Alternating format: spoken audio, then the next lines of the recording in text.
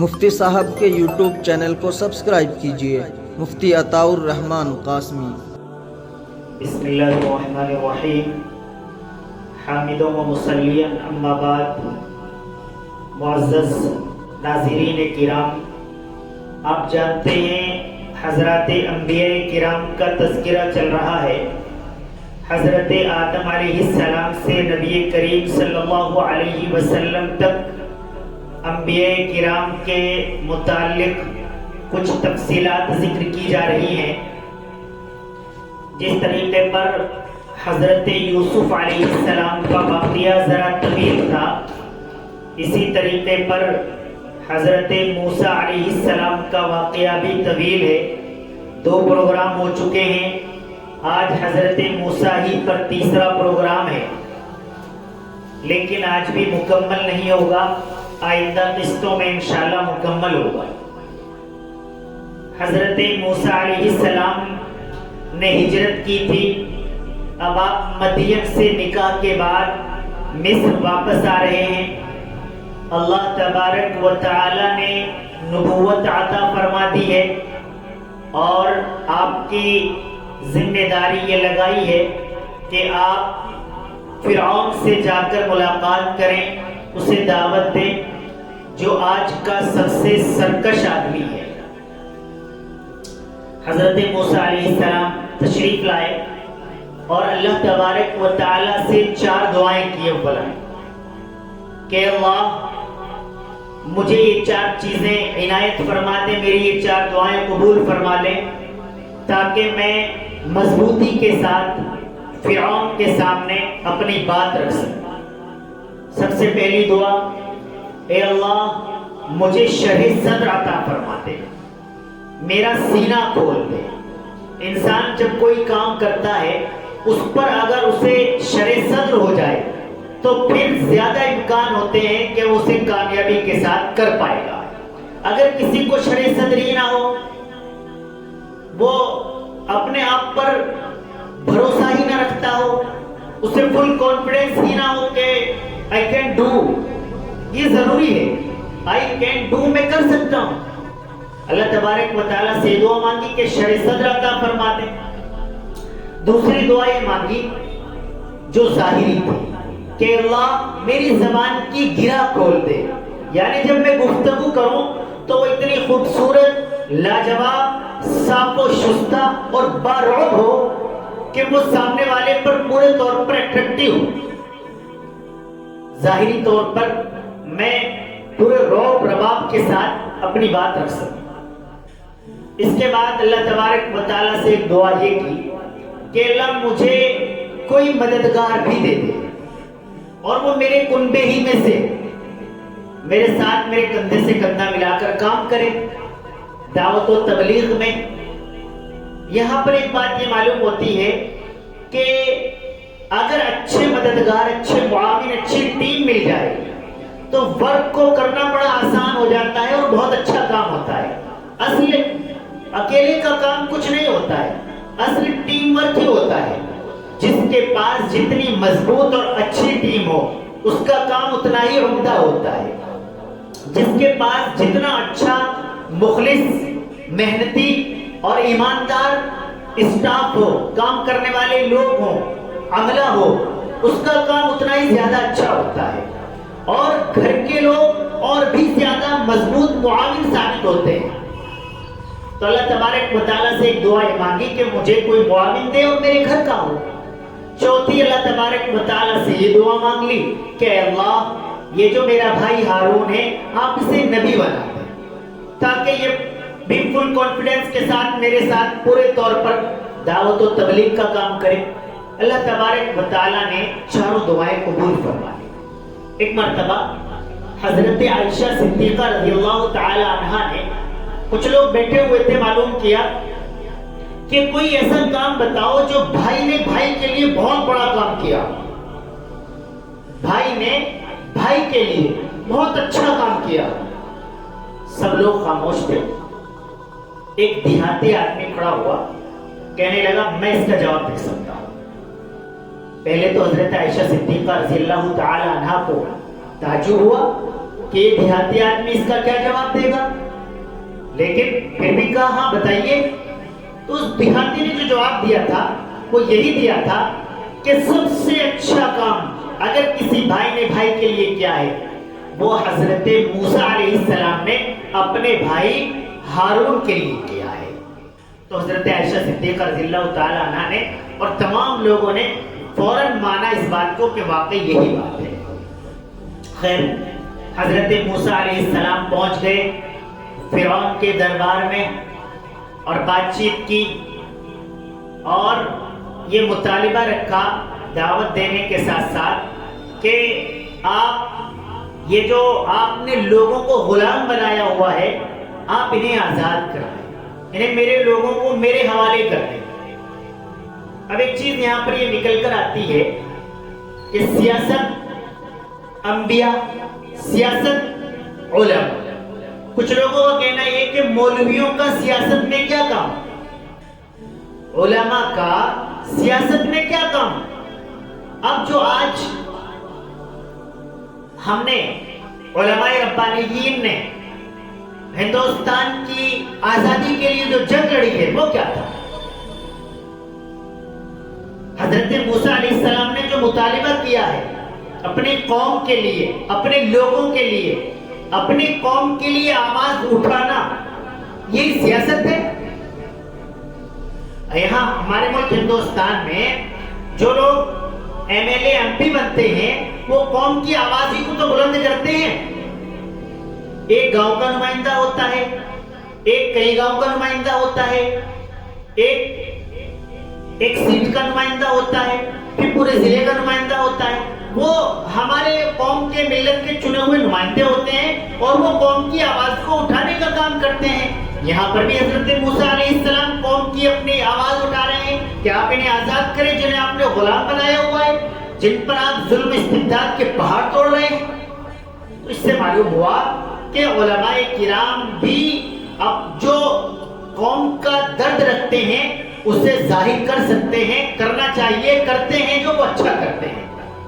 جو لوگ اس کی مخالفت کرتے ہیں کہ علماء کو سیاست میں آنے کی کوئی ضرورت نہیں ہے وہ یہاں سے سمجھ لیں۔ حضور پر نور نبی کریم صلی اللہ علیہ وسلم جہاں دعوت و تبلیغ کا کام کرتے ہیں، حضرت عمر فاروق رضی اللہ تعالیٰ عنہ، حضرت ابوبکر صدیق رضی اللہ تعالیٰ عنہ، حضرت عثمان غنی رضی اللہ تعالیٰ عنہ، حضرت علی رضی اللہ تعالیٰ عنہ، یہ حضرات جہاں علوم کی ترویج و اشاعت کا کام کرتے ہیں، جہاں قرآن و سنت کی ترویج کرتے ہیں، وہیں یہ لوگ بڑے بڑے علاقوں کے بادشاہ ہوتے ہیں، امیر المومنین ہوتے ہیں، خدمت خلق کا کام انجام دیتے ہیں، ملک کی جتنے امور ہیں سب پر دسترس رکھنے کے ساتھ ساتھ انہیں خوب صحیح طریقے پر سمجھ کر کام کرتے ہیں۔ تو یہ چلا آ رہا ہے اور یہ بہترین بات ہے۔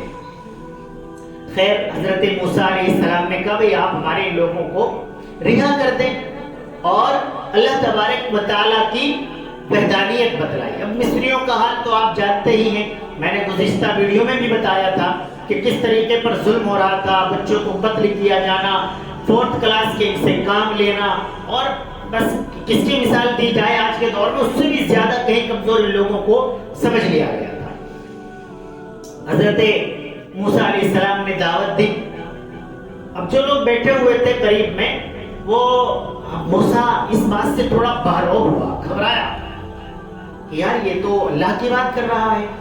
اب اس میں 2 چیزیں ہیں، یا تو پوری قوم کو تو اس نے یہی بتایا ہوا تھا کہ میں ہی رب ہوں، میں ہی روزی دیتا ہوں، میں ہی پانی برساتا ہوں، میں ہی سورج چاند نکالتا ہوں، میں ہی تمام کام کرتا ہوں، لیکن اس کو تو معلوم تھا کہ میں کیا ہوں، صرف طاقت کے بل بوتے پر بنا ہوا ہوں، اس کے علاوہ تو کچھ حیثیت میری ہے نہیں۔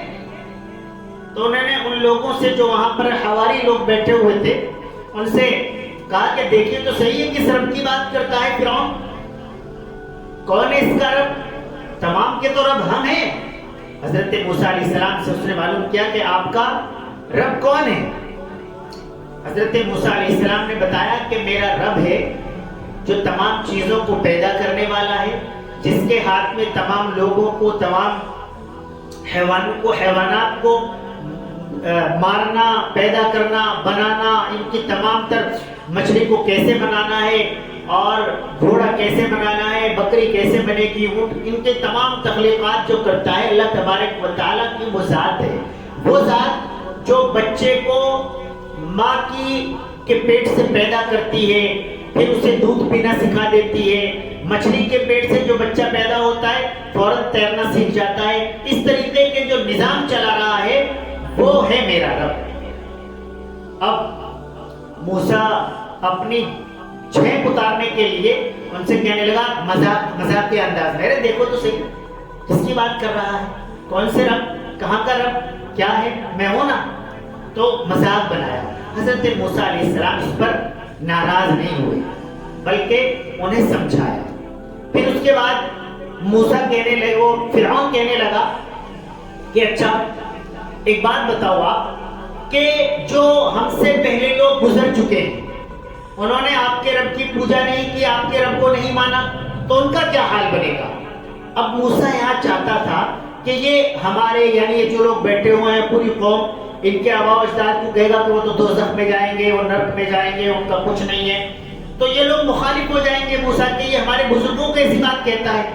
حضرت موسیٰ علیہ السلام نے بڑی ادب و احترام کے ساتھ اس کی بات کو سنا اور اس کے بعد بہت بہترین خوبصورت داعیانہ جواب دیا.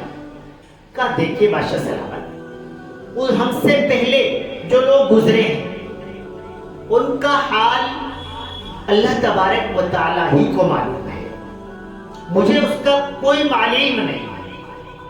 اللہ تبارک و تعالیٰ علیم الخبیر ہے، نہ وہ پلک جھپکتا ہے نہ سوتا ہے، اس سے ساری چیزوں کا ایسے ہی علم ہے جیسے ہم سب تمام چیزوں کو اپنی آنکھوں سے سامنے دیکھ رہے ہیں،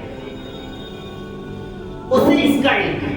اب یہاں بھی وہ لاجواب ہو گیا، جو سمجھ رہا تھا، جو اس کی چالاکی تھی وہ نہیں چل سکے. اس کے بعد کہنے لگا بھائی اس کا کیا جواب دیا جائے. کہنے لگے ٹھیک ہے. اس نے اپنے وزیر کو حکم دیا کہ بہت بڑا محل تیار کیا جائے، بہت اونچا پختہ اینٹوں کا، میں اس پر چڑھ کر اس کے رب کو دیکھ کے آؤں. یہ جو محل کی تعمیر ہے اس کا قرآن کریم کے اندر تو کہیں ذکر نہیں ہے، لیکن تواریخ کے اندر یہ چیزیں لکھی ہوئی ہیں کہ محل تعمیر کیا اور وہ فرعون اس پر چڑھا ہے.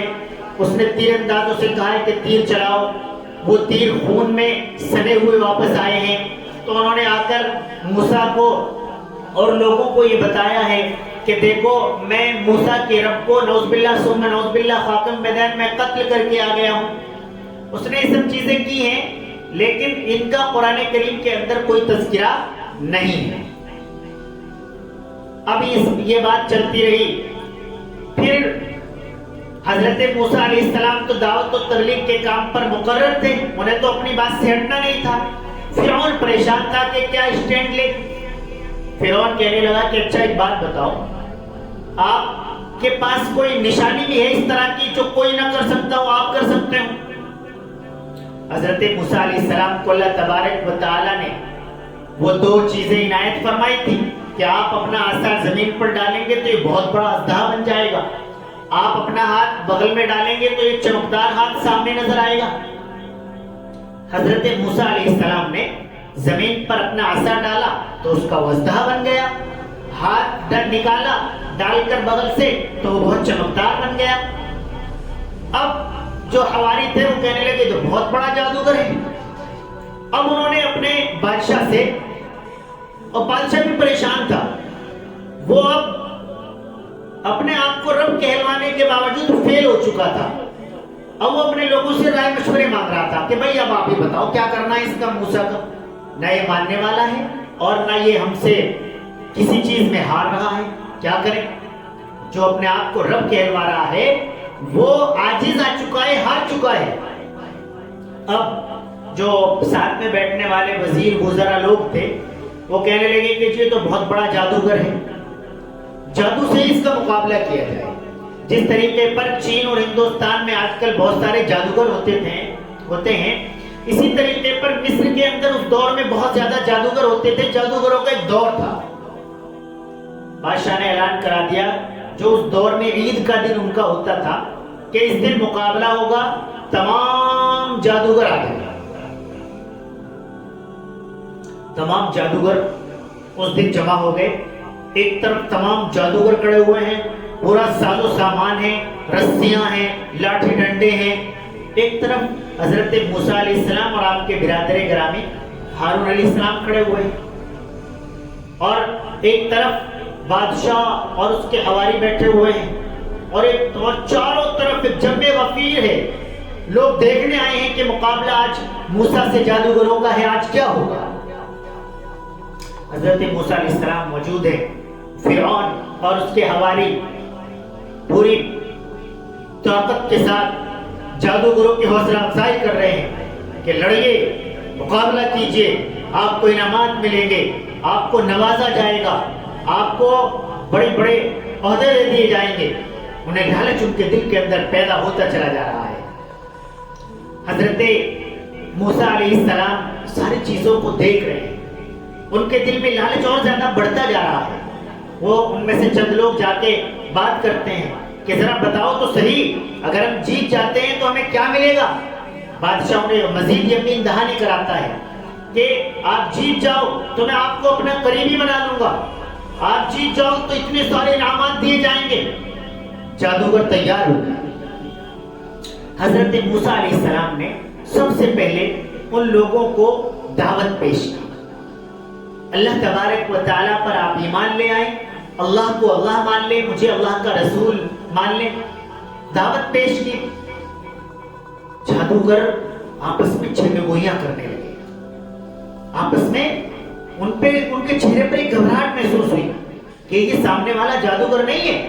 ہم جادوگر ہیں تو جادو کا مقابلہ کر سکتے ہیں, لیکن یہ جادوگر نہیں ہے, کیونکہ جادوگر تو ایسی بات نہیں کرتے ہیں. جب بادشاہ اور اس کے وزراء نے دیکھا کہ بھئی یہ تو کمزور ہوتے نظر آ رہے ہیں, پھر مزید حوصلہ افزائی کی, مزید ان لوگوں کو ابھارا کہ آپ لڑیے, اس سے مقابلہ کیجئے. تو ان جادوگروں میں دو قسم کے لوگ ہوئے, دو پھاڑ ہو گئے. کچھ لوگ کہنے لگے ہم نہیں اس سے مقابلہ کرتے. اب بہت دیر تک یہ بات چلی, لیکن کچھ بادشاہ کے انعامات کے لالچ میں اور کچھ بادشاہ کے پریشر میں تمام یکجا ہو کر لڑنے کے لیے, مقابلے کے لیے تیار ہوئے. کہنے لگے بتاؤ بھائی موسیٰ, تم اپنا جادو پہلے دکھاتے ہو کہ ہم اپنا جادو پہلے دکھائیں. حضرت موسیٰ علیہ السلام نے کہا بھئی آپ پہلے اپنا جادو دکھائیں. تو ان لوگوں کے پاس جتنی وہ چیزیں تھیں, رسیاں, لاٹھی ڈنڈے, تمام چیزوں کو انہوں نے زمین پر ڈال دیا. جیسے انہوں نے زمین پر ڈالا تو ان کی نظر بندی سے ان کے جو بھی ان کے پاس جادو تھا اس سے وہ تمام چیزیں سانپ اور طرح طرح کے جانوروں کی شکل میں نظر آنے لگی. اب حضرت موسیٰ علیہ السلام کے دل کے اندر ایک طرح کی یہ بات پیدا ہوئی کہ یہ بھی سانپ دکھا رہے ہیں, میں بھی سانپ دکھاؤں گا, تو یہ تو برابری والی بات ہو جائے گی. میرے اوپر اور میرے جادو کے قوی اور طاقتور ہونے کی بات تو نہیں ہوگی. اللہ تبارک و تعالیٰ نے القا فرمایا, اللہ تبارک و تعالیٰ نے ہمت بڑھائی حضرت موسیٰ علیہ السلام کی اور فرمایا آپ گھبرائیے نہیں, آپ کا جتنا کام ہے آپ اتنا کام کر ڈالیے.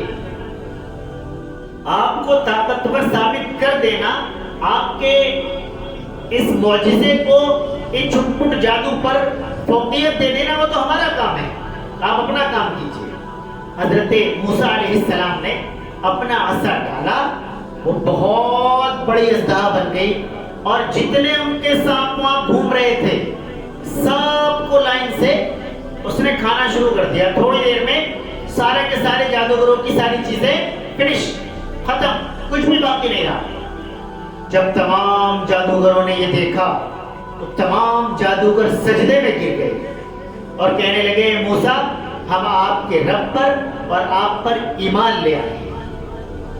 جب فرعون نے دیکھا کہ یہ تو معاملہ الٹا پڑ گیا, پوری قوم کے اندر یہ میسج جائے گا کہ موسیٰ جیت گیا ہے اور جن جادوگروں کے مقابلے کے لیے بلایا تھا وہ خود ایمان لے آئے ہیں, تو پھر تو یہی موسیٰ کی ہی طاقت بڑی ہے, موسیٰ کی ہی بات صحیح ہے, فرعون کی بات غلط ہے. اور اس نے اپنی پاور کا استعمال کیا اور اس نے غصے سے اعلان کیا کہ جو لوگ موسیٰ پر ایمان لے آئیں گے میں ان تمام کو قتل کر دوں گا, میں انہیں آگ میں جھونک دوں گا، میں انہیں تیل کے کڑھائی کے اندر پکا کر ختم کر دوں گا، نیست و نابود کر دوں گا. یہ تمام تر دھمکیاں دی. جادوگر اللہ پر ایمان لا چکے تھے، حضرت موسیٰ پر ایمان لا چکے تھے، وہ بزدل نہیں تھے، اور بزدلوں کی تاریخ یاد بھی نہیں رکھی جاتی ہے. جو مضبوط دل والے لوگ ہوتے ہیں، جو میدان میں ڈٹنے والے لوگ ہوتے ہیں، جو مقابلہ کرنے والے لوگ ہوتے ہیں، ان کی تاریخ کو یاد رکھا جاتا ہے، ان کی تاریخ کو لکھا جاتا ہے. اور جو بزدل لوگ ہوتے ہیں انہیں ان کی آنے والی قومیں بھلا دیا کرتی ہیں. غلام قادر روہیلا نے جب شاہ عالم ثانی کی آنکھیں نکالی اور اس کے بعد محل کی لڑکیوں کو ناچنے کا حکم دیا، تو وہ کہتا ہے کہ میں ذرا آرام کے لیے لیٹ گیا. وہ آرام کرنے کے بعد جب اٹھا ہے تو اس نے بتایا کہ میں جو آرام کے لیے لیٹا تھا یہ میں سو نہیں رہا تھا، بلکہ میں یہ دیکھنا چاہتا تھا کہ ہو سکتا ہے مجھے سوتا ہوا پا کر تیمور کی کوئی بیٹی میرے ہی خنجر سے مجھے قتل کر دے. لیکن کل اپنی تقدیر کو دوش مت دینا، تمہاری بزدلی تمہیں اس حد تک لے کر آ گئی ہے. ناظرین کرام، انشاءاللہ تعالی اس سے آگے کی قسط حضرت موسیٰ علیہ السلام اس کے بعد کہاں گئے، کیا ہوا، یہ بیان کیا جائے گا. بہت شکریہ. السلام علیکم ورحمۃ اللہ.